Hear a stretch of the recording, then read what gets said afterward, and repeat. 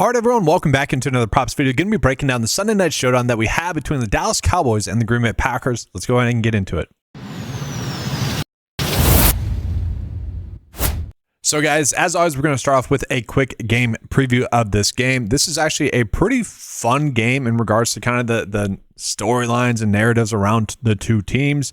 Obviously, the Green Bay Packers have had the Dallas Cowboys number in their AT&T Stadium there. Haven't lost a game there. They have more playoff wins than the Cowboys, all that fun stuff. I called out on the NFL DFS video that the Christian Watkins breakout game, his rookie year was in this stadium as well. I believe it was the stadium. It was definitely against the Cowboys. Kind of feels like it's going to be a Matthew Golden game as well. It just sets up very well for the Green Bay Packers. We look at the point spread. They are going to be about 6.5 point favorites in this game, which I would agree with because obviously CeeDee Lamb is out. That's the best player for the Dallas Cowboys. So that doesn't bode well for him. You have the whole Micah Parsons narrative as well. I think it is safe to bet on the Packers to win this game. Look at the game total. I don't know about you guys, but it does seem at 60 or 46.5. That does seem to me to be a little bit too low. Like Dak has still looked pretty good. I do expect him to struggle with CeeDee Lamb out, but overall he's been solid.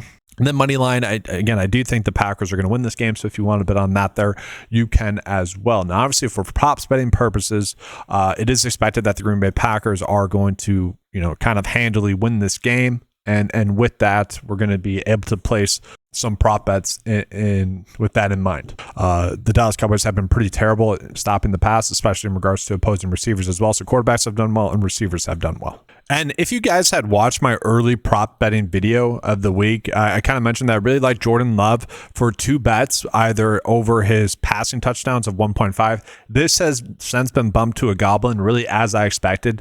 And so hopefully you guys were able to take advantage of that as it was there.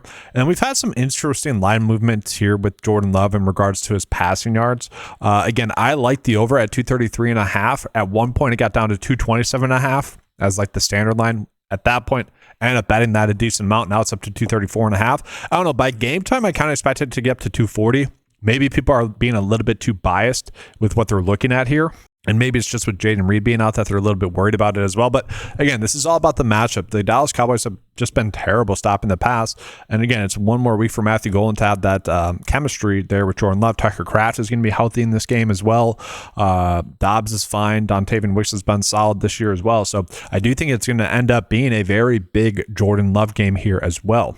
And it is worth calling out. If you guys are someone that does want to bet on Jordan Love, you could just end up betting on him to get over his fantasy score here on PrizePicks because Underdog has us at 17.5 currently. So Underdog is expecting a little bit of a bigger game for him as well. So not a terrible way to go about betting on Jordan Love. Now, Jordan Love wasn't the only player that we touched on as in terms of someone that we want to bet on.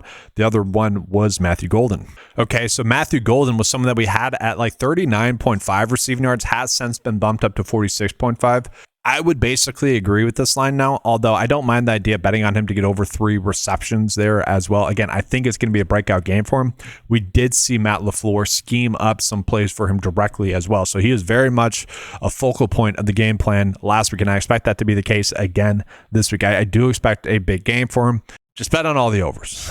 I think that does end up being the move. Now, obviously, if he ends up struggling, it's going to be because either Dontavian Wicks ended up having a good game, which he probably will. I mean, snap-wise, it's been Romeo Doubs as the clear number 1 in terms of snaps, then Golden, then Wicks. Okay, we're basically getting the same lines for Wicks and Golden.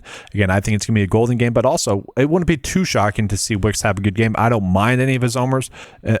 And then we do have to look at Romeo Doubs, always someone that we can consider as like an anytime touchdown bet. If they get close to the goal line, he probably will get a decent chance at a red zone target.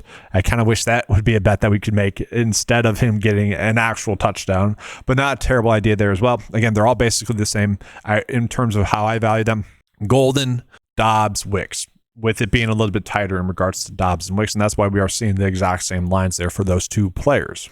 Then it's worth talking about Josh Jacobs here as well, guys. So obviously, if And like Romeo Dobbs, maybe it's in scoring touchdown, or Matthew Golden, it's going to be because Josh Jacobs scores a touchdown. It's a goblin bet. He is highly likely to score a touchdown. I don't hate the idea of betting on that. I think he is likely to score a touchdown.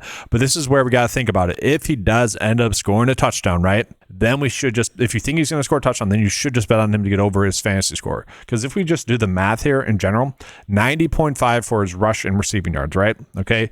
He's likely to score a touchdown. That's 15 points right there. Add on 2 receptions, which he's likely to do. That's 17 for his fantasy score right there as well. So I think that ends up being a pretty decent bet for us to get to. Again, if we consider all the lines to be correct, this is to me a clear value on the board that we are currently getting. Now, what's interesting about that line specifically is when we look at it in regards to the PrizePicks optimizer, it's actually telling us to bet the under because Vegas as a whole is telling us to bet the under on average. Now, if you do like this bet, we are going to notice that the over on Underdog would actually be the better way to go there. So if you guys like the over there, like the PrizePicks data is telling us to do, the better bet would be on Underdog. Okay, so I did want to talk about that. Definitely an interesting line that we're getting for him. And then we do need to talk about Tucker Kraft as well, because I do think he's going to be someone that does end up having a pretty big game in this game as well. Again, kind of a dud last week. Wasn't necessarily involved in the offensive game plan, I think, because he was banged up. Now, could he still be pretty banged up in this game? Sure, but based off of all reports that we have gotten, he seems to be good to go. So although he might be limited in a sense in terms of how much of the game plan is going to be around him, I don't really see that happening. I think we would have gotten some injury news in regards to that somewhat. So yes, I do think Tucker Kraft will have a good game here as well. Don't mind him to get over 4 receptions or 43.3 receiving yards, or really just enjoy. I think I think Jordan Love's going to have a good game, so I don't mind betting on his pass catchers to also have a good game. Now let's go ahead and flip it and get on into the Dallas Cowboys. So obviously they are going to be without CeeDee Lamb in this game. So the player that I want to bet on the most is probably going to be Jalen Tolbert. I do like him to get over 2.5 receptions. That's a bet that you can bet on most other sites. And so what I'm going to do is I'm going to take a peek at the overall player prop optimizer on 95 Sports and see if we're getting any spots where we could bet on his over in a logical way. I mean, DraftKings, I'm fine with that. We're losing a little bit of an edge, but again, projected at 2.94, so I think we're okay with that there. If you're someone that bets on Fliff or Novig, it's a pretty good bet there. BetMGM, the way they're valuing him is probably the best bet that we're getting there in regards to their odds. So for a normal traditional sportsbook bet, so not terrible there as well. So again, that's kind of the route I'm going with Tolbert is 2.5 receptions. If you're going to bet on PrizePicks Underdog or Sleeper or anything like that, I would rather do that there than bet on him to go over 3.5 receptions. You will see that as part of the bet of the day, just for me to call it that I do like his 2.5 receptions. Again, I want to make that clear. He's the one that took over for CeeDee Lamb the most. And the other player that's going to be involved is going to be Turpin. Okay, so again, it's going to go kind of George Pickens, receiver 1, but really it's going to be Jake Ferguson, then Tolbert, and then we're going to see Turpin just expand his role a little bit more. He'll will get 2 rush attempts in this game. Is that a bet that I necessarily want to bet on? Probably not, but it is something that, again, he's going to get his hands on the ball in unique ways, and it's probably a good opportunity for him to get the football in his hands. His goblin bet of 2.5 receptions is not necessarily a bet that I need to go out of my way to target, but it's a little bit intriguing. Actually, the best bet that we're getting for Turpin right now is him to get over his fantasy score of 8. Okay, again, this is another one, though, that'd be a little bit of a better bet on Underdog there if you guys are playing on that site. About a 52.5% edge. This is actually the best bet that we are getting in this game currently in regards to, PrizePicks first Underdog measuring against the sportsbook. So interesting bet there as well for him. And then for me, I do think that there's a good chance that Dak actually ends up struggling in this game. Again, you take CeeDee Lamb out of this offense, that really takes away a prominent part of your offense, obviously. Even though it's going to be a pass-heavy script, the Green Bay Packers have been so good against opposing quarterbacks. You take out CeeDee Lamb, and I don't see Dak playing well. And so I do like the under there for Dak as well. Just receiving yards in general. Again, I'm probably mostly going with Tolbert. If you want to chase late game production, Ryan Flournoy, if you think the game is going to be a 6.5 point spread, maybe even more than that, you think the Packers are going to dominate and the backups are going to play, then Flournoy becomes an interesting click there. Receptions wise, I do think Jake Ferguson will get to over 5.5 receptions. I don't necessarily want to bet on him to get 6 receptions though. So PrizePicks was correct to bump that up. In regards to field goals made, yeah, it's kind of crazy. Both of them are highly likely to get 2 field goals in this game. And so at that point, could we bet on them to get over their fantasy score, right? That's when it starts to be interesting. Will it be, a 50-yarder for both of them or something? That's when it starts to become interesting there in that regard. But overall, I think we kind of got the prop bets down that we are probably looking at targeting here, guys. So let's go ahead and give you guys the bet of the day for this game.